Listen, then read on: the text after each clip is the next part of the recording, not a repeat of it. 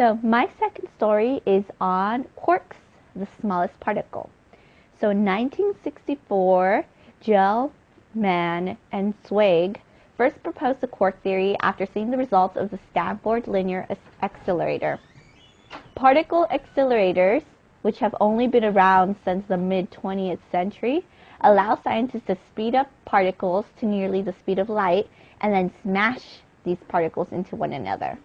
Quarks were theorized as smaller particles that make up protons and neutrons, and experiments performed since then have confirmed this. Different flavors of quarks have been discovered since the theory was first proposed. Gell-Mann and Zweig initially described 3 types of quarks in their model: up, down, and strange. The 4th quark was discovered in 1974, almost simultaneously at both the Stanford Linear Accelerator Center and at Brookhaven National Laboratory. Sheldon Glashow and James Bjorken named this 4th quark Charm, because it charmed them when they discovered it. Leon Lederman and his collaborators at Fermilab discovered yet another quark and its anti-quark, named the bottom quark. So by now, people have figured out that quarks usually come in pairs, and therefore the search was on for the top quark. Finally, in 1995, the last top quark was found at Fermilab.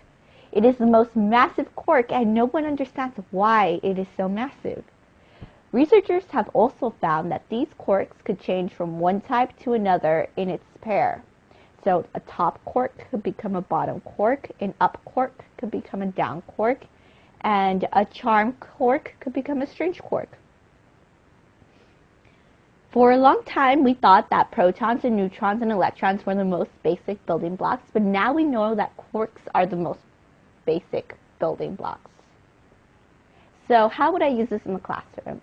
I would use this when we're talking about structure and properties of matter and introducing the elements. So students learn that atoms are made up of protons, electrons, and neutrons. And then I would also introduce the smaller particles, which are quarks.